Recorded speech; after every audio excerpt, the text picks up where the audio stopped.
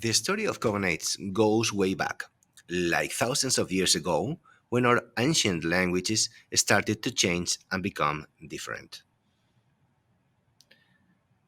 Imagine this: as people travel and settle in new places, they brought their language and words with them. Over time, these languages evolved. But guess what? Some words still stayed kinda similar, even if they sounded a bit different. We call these words cognates. The cool thing about cognates is that they help us understand words in different languages. It's like having a cheat code for learning new languages. When you see a familiar word in another language, it's easier to figure out what it means. Linguistics, the language detectives, study these cognates to find connections between languages and trace their family tree. They look at how words change over time and figure out where they come from. It's like solving a language puzzle.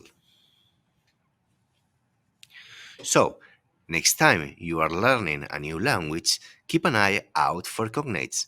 They'll make your language journey way more fun and help you become a language master.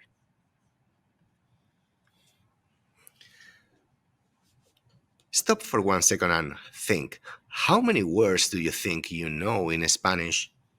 Count more or less how many you know.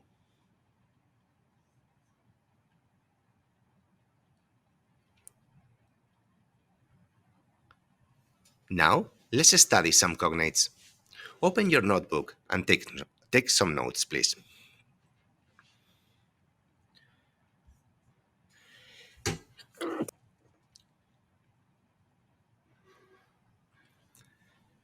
Here you have the cognates that ends in tion, the, nomi, eri.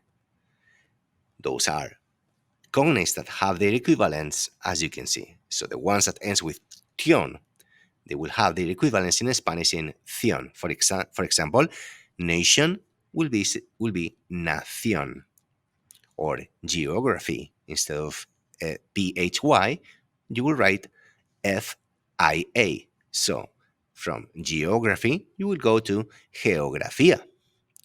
What about economy? Economy means economía, or dictionary, which is diccionario, because the words that ends with ary in Spanish will end with ario.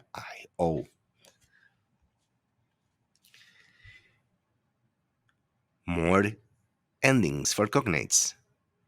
Ones that ends with ity in Spanish will end with dad. Take a look. University, universidad. Ones that ends with or, they will have the same ending, or as well. Doctor will be doctor. Same case with the words that end with al.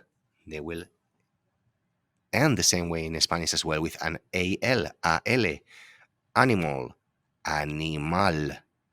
Or words that end with ist in Spanish will end with ista. Artist, artista. Words as, for example, capitalism ends with ism, in Spanish will end with ismo, capitalismo. Or words as importance with nce, their translation will be in ncia, importancia.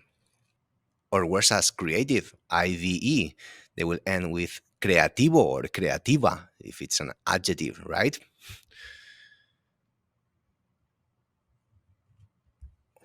Another cognates, they will end in ous, as in famous, in Spanish famoso or famosa, oso or osa, or fantastic, fantástico, in ico, ico, ica. Words that ends with le, as in visible, in Español, visible.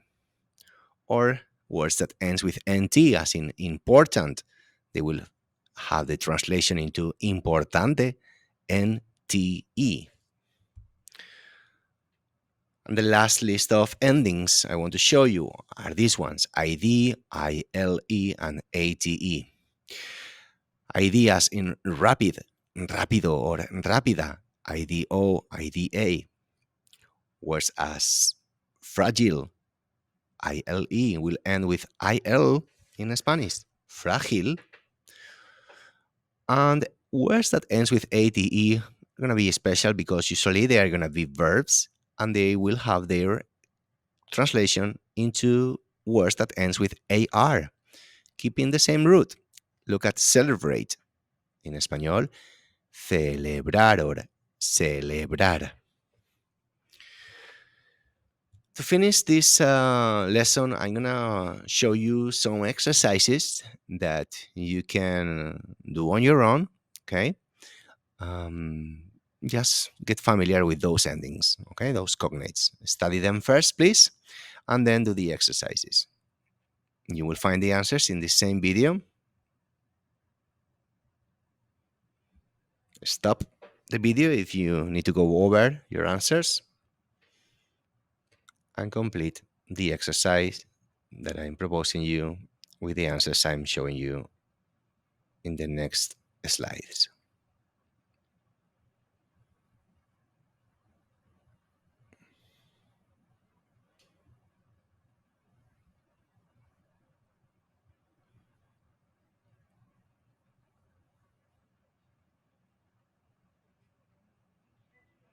Okay, so this is the video of today, the cognates. I hope you have enjoyed it, and please don't forget to subscribe and like the video if you want to see more content like this. Have a great day now.